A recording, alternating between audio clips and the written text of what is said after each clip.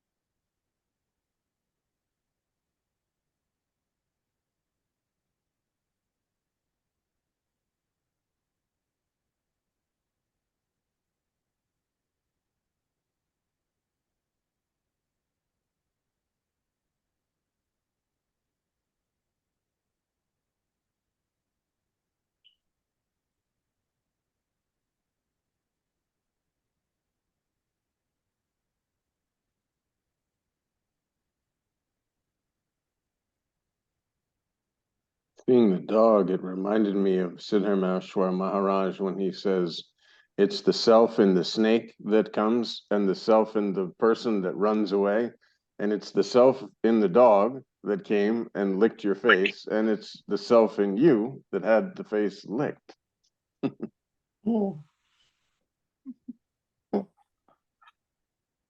Yeah, he does that sometimes.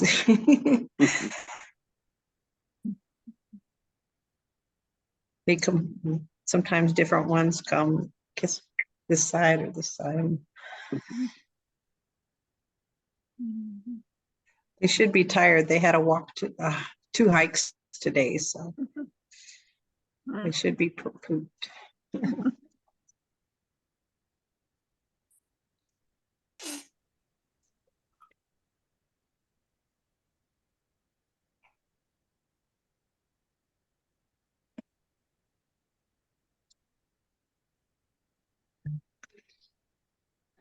So are the dogs an illusion also? Well, they're within you. I mean, it's the self that's in the dogs that's taking them, and you know that's providing the power for them to walk and all of this, and then the self as you, the dog walker. Then everything that you're seeing, if you're seeing butterflies, if you're seeing birds or trees or flowers, that's all the self. And it's then within your own self, because it's only illusion when you're viewing it as something.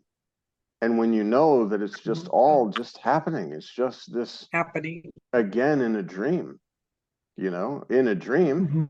When you wake up, you realize, oh, wow, like I was walking dogs in a dream and I was enjoying myself. It was a beautiful sunny day, but everything was myself. Like there was nothing that wasn't me. I was providing all the power and spontaneously providing a seeming story where there actually was none. It's just appearances arising and then flowing along with the concept of words to try and form something of a pattern so that it seems like it's something tangible. And in reality, when you wake up, it's just a dream. When you know yourself in a real sense, oh yeah, the dogs, they're enjoying themselves. I'm enjoying myself, but it's all the self that's enjoying. All the self, yeah. Yeah, the selfless self that you are. Selfless self.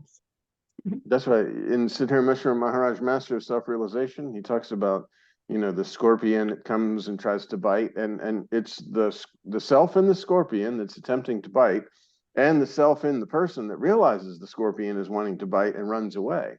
So it's all the same.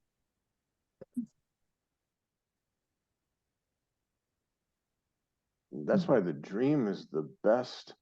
Yes. If at all you want to like intellectualize the reality, you can say, in dream, this is what happens. Like I'm populating a whole world.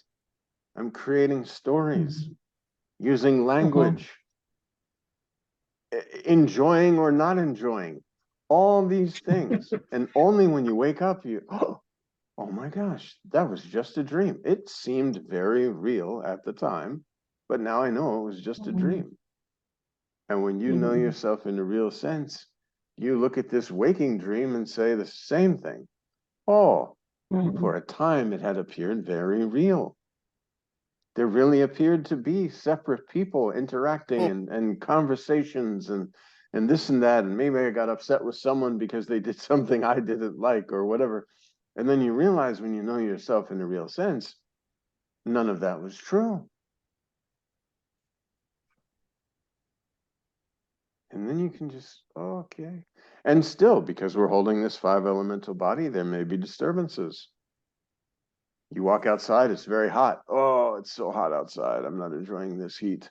That's okay because you're holding this 5 elemental body. And knowing, it's like if you look at yourself in the mirror and there's an inner knowingness that you're looking through these eyes, but you're seeing the body in which you're formlessly looking. The looker is not anything to do with the body. They're using the physical eyes to see an appearance. And that appearance is what you used to identify with as yourself. And now you know that's not true. Mhm.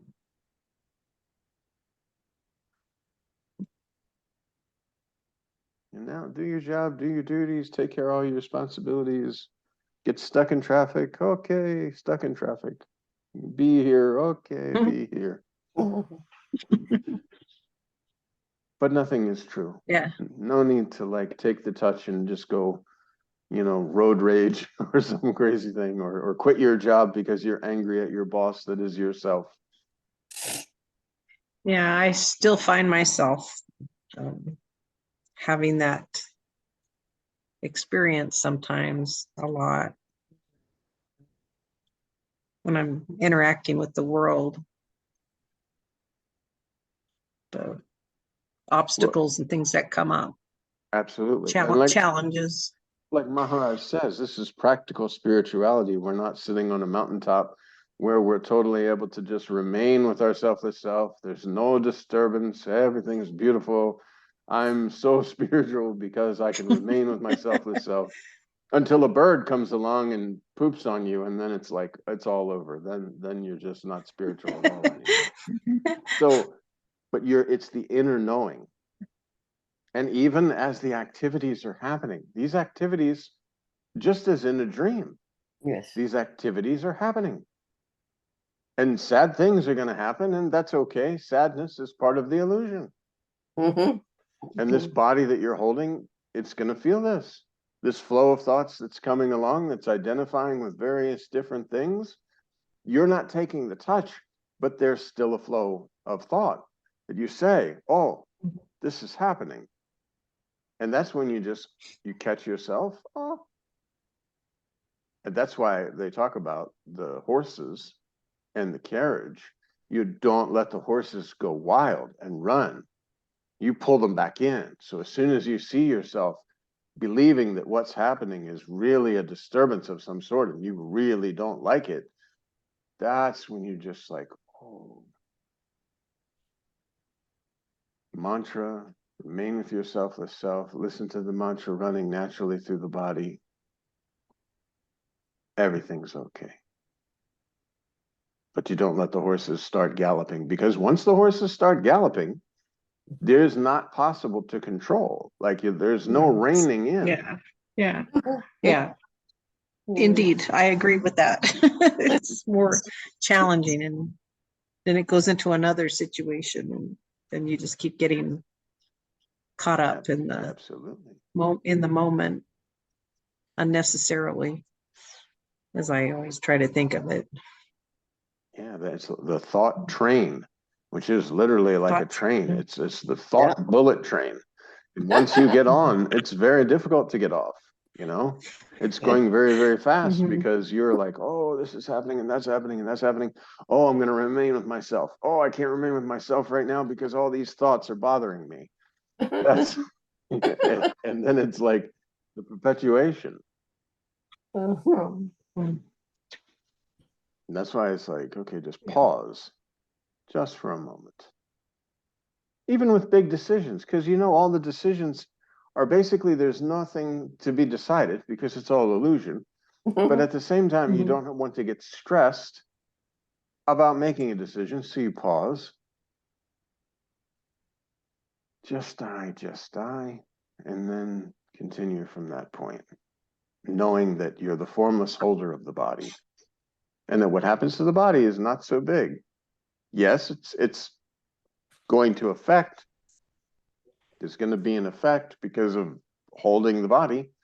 When you're no longer holding the body, that's why Maharaj says, prior to being this, did you know anything about stress or anxiety or any of these things? After leaving the body also, you know nothing about this stress or anxiety. But whilst you are pretending to be, actually, while you are pretending to be something, this is going to see, you're just as in the dream until you wake up from the dream. Oh, okay, finish.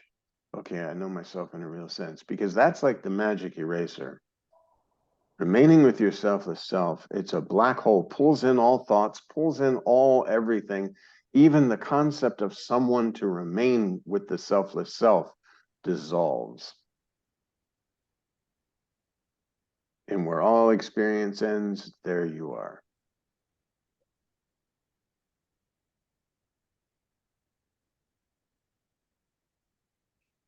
even the selfless self-intoxication is no more there, because there's nothing and no one to experience it.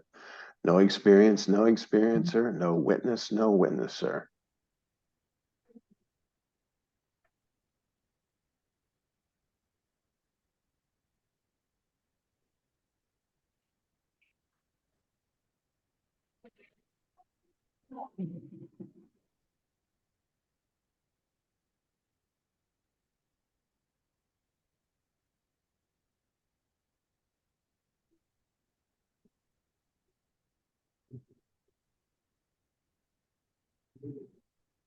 John, your shirt is very nice, colorful.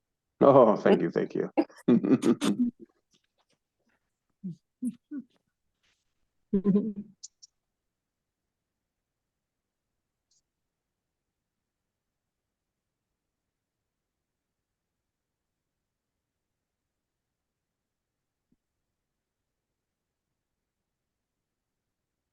John, Yes, yes. the dream, the personal dream is little easy on the self than this waking dream. Because every night you get up and you immediately know it is not true. Here you have to make a struggle to say waking dream. This is not true. It helps, but still it's little more complicated for me than the dream sleeping. I'm 1 second I can delete it. This one is little troublesome sometimes. Well, there's no need to delete it once you know yourself in a real sense. Like, that's why the conviction is there. Oh, so that I am that. And now, yes, holding this body-based illusion, these illusory experiences are going to seem to be happening. Yes. And okay, the waking up, so to speak, from a waking dream is simply you remain with your selfless self at that time, because you know, you sit in meditation and there's just I, that subtle sense of presence. And you're sort of, okay, you're kind of leaving this body-based existence and saying, this I am, this presence. But then as you're sitting there knowing this presence, then there's a subtle understanding that if presence can be known, then I can't be that, even using this body form. So there's something even more subtle than presence. And there's nothing. So now, from this position, you know that the entire world is projected on that spontaneous presence, and you're like removed. And yes, things could still be happening. You get, even if it's in error, somebody sends you something and says you have to vacate your house in 30 days. This is going to be like, what? Like, you can't just sit there and meditate that away. But at the same time, you know yourself in a real sense. Okay, let's see, what's this? The next moment, the next appearance in front of you, because it's only scenes appearing and disappearing. There's not a need for you, calling up somebody. What the heck is going on and this and that? Okay, you call and you just find out. This is this. It's mistake. Okay, it's not mistake. Okay, let's fix this. And there's not that gloom and doom, this identification with the thought stream that everything is terrible, that it's not worth it. And oh my God, I've struggled so long, I've done so much, and now nothing is happening, nothing's working. You don't get involved in this because you know yourself in a real sense. Yeah. Spontaneous action in the moment. Just pick up the cup, drink it, put it down. No need to make a report about this cup.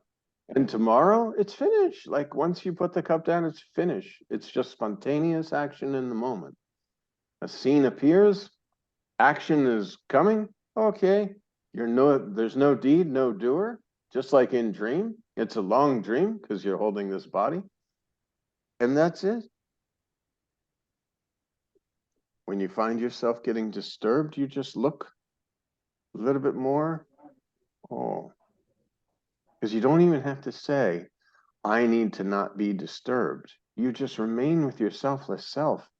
And the disturbance is like a black hole. It sucks it in, because there's no one there to be disturbed anymore. Mm. This one that was disturbed gets sucked into that you are. It Thank you, John. dissolves. Thank you.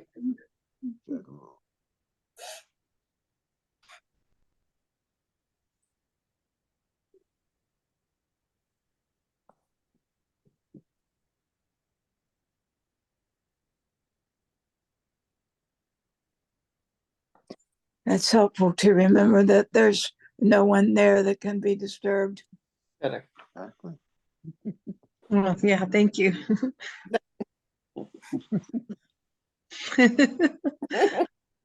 That one that's disturbed is in appearance within your own self and is disturbed by illusory happenings. And it's not needed. You just remain with your selfless self. Mm-hmm.